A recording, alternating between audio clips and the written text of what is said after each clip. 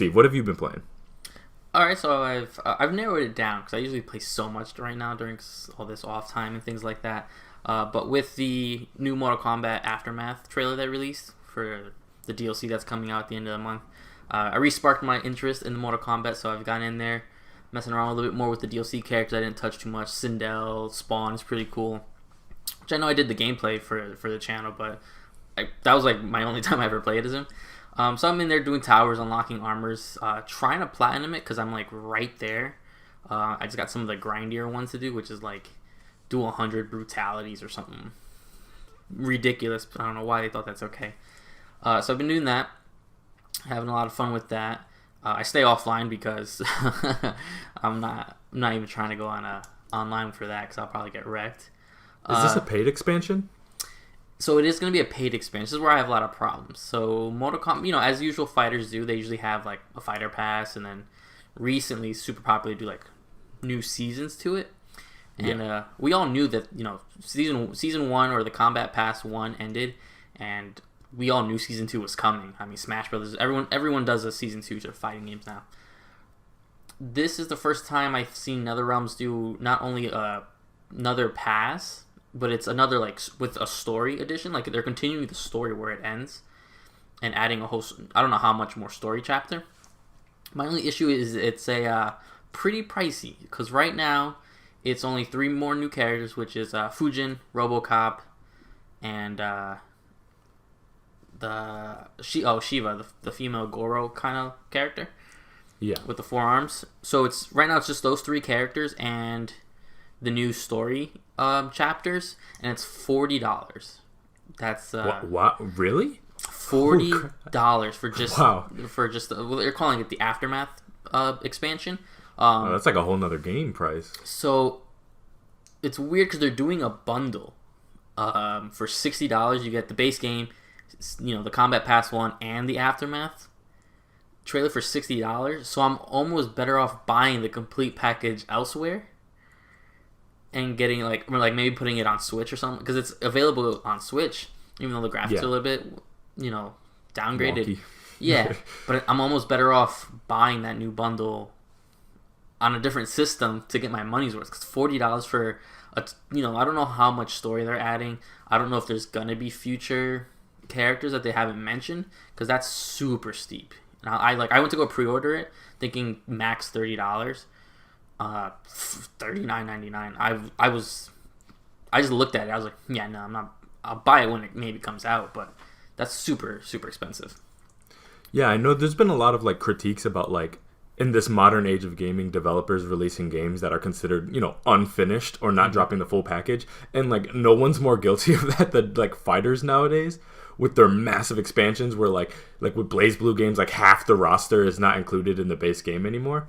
But it makes me wonder, like, if you're going to pay $40, you better hope that they don't release too much after that point. Because if you spend $60 for the base game in this expansion, and then they drop another set of characters in a couple months or a year or something like that, that's an insane amount of investment on a single game. Yeah, that's my thing. Because, so you can, obviously you can buy the characters separate, and they're usually like $5-6. That's like almost the standard for fighting games, and I play so many. So for $40, that'd be, quite a few characters. So I understand, again, they're putting the story chapters in, but all the other stuff that they're adding is going to be part of a free update on the same day. So they're adding like friendships back as the finisher move, as the fun finisher move. I saw that. New stages and a few little tweaks and stuff like that, but that's all going to be a free update on the same day. So they're not locking that stuff behind a paywall, which is why I'm thinking like I'm hoping there's probably more than those 3 characters included in this in a future release. Because that's just a lot. That's a lot. Like for $40, you're thinking almost 8 characters or something like that. That's seems like a lot to me. Which is, I don't know. It's insane. It's insane. NetherRealms does have a good track record. I know, especially with Injustice 2 and now Mortal Kombat 11, they've gotten really. They're on that borderline where their microtransaction game is like right there before it's like super annoying and super like paid to get pieces.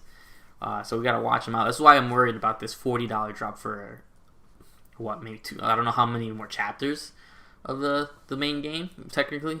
So we'll see how. I'll keep you guys updated when that comes out. I believe it's May 26th, so it'll be way near the end of the month. So yeah, I've been playing that.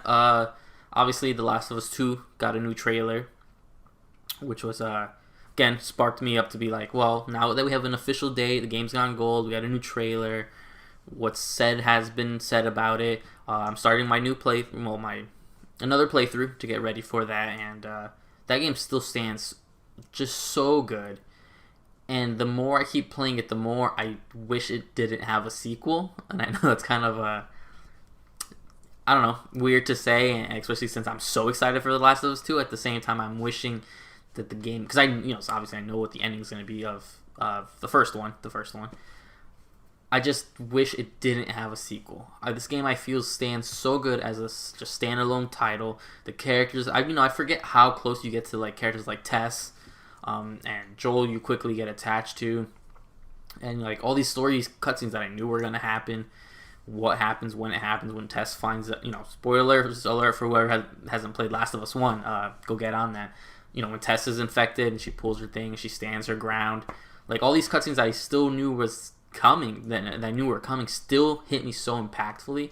And that's just, that's all due to Naughty Dog. Like that company knows what they're doing. They know how to do character development and stuff like that. And at the same time, it's got me even more excited for Last of Us 2. At the same time, I'm like, I hope they don't ruin it in any aspect.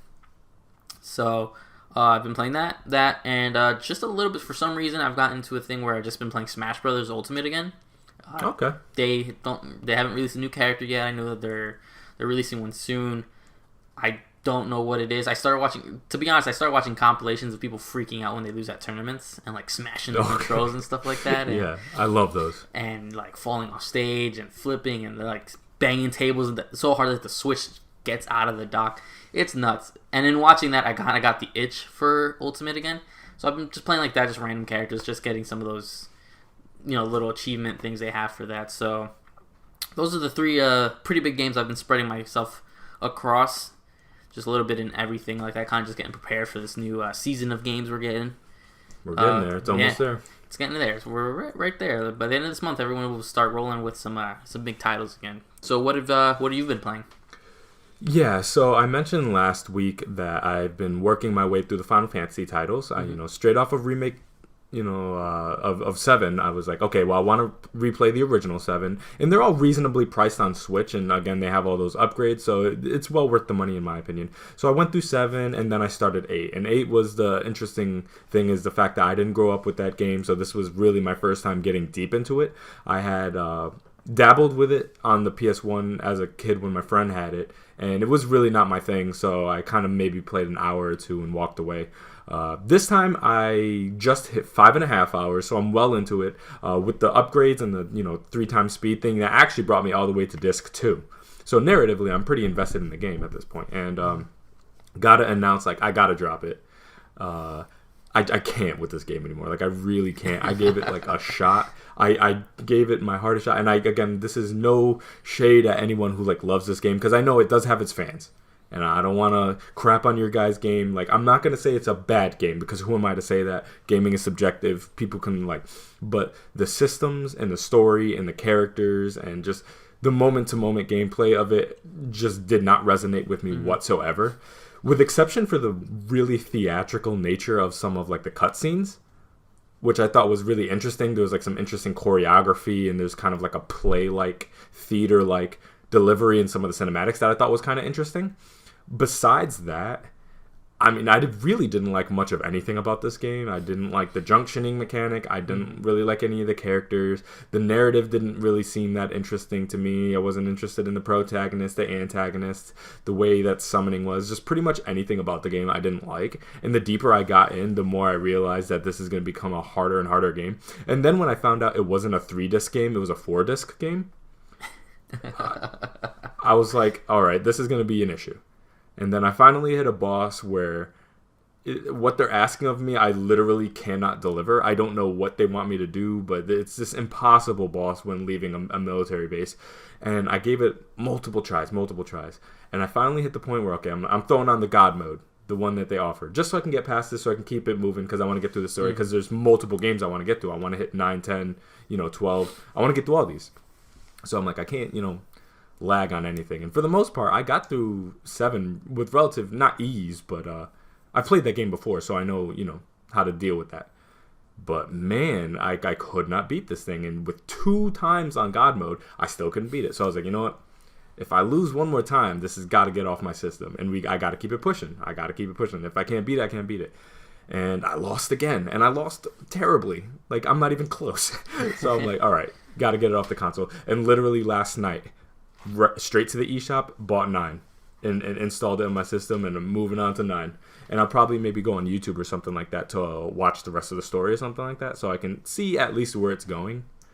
But yeah, so I've been playing a lot of 8, but I had to move on from that, starting 9 now. I've also been working my way still through Blasphemous. Okay. And my progression through Blasphemous is very like Bloodborne and Castlevania-like, where it's like you're just trying to make it to that next save point. So I kind of like chip away at it here, little by little, a couple percentage here and there of the map uncovered each time, just trying to make it to the next point. Again, brutally difficult, but man, this game is awesome. I love this game. The deeper I get, I have seen some videos of like some of the late game bosses that I pretty much can guarantee I don't have the skill to beat. So I don't know what's gonna happen when I hit that point. But for the most part, I'm handling it pretty well. There's no level mechanic, there's no crazy upgrades other than like different items that might be able to help your progression a little bit, close again to like a Symphony of the Night type situation. And there's no kind of like difficulty slider, so you're not choosing like easy, normal, hard. It's just the game is what it is. So I'm making my way through it. It's a difficult game, but I really, really enjoy it, and I'm trying to see that way through. So I'm kind of in a nice rhythm of kind of going back and forth that, and still doing my daily upkeep for Animal Crossing. And I'm getting ready for that marriage season in June, which I have no clue what that entails, and I have slight discomfort towards the idea of, but I'm willing to give it a shot. Mm-hmm.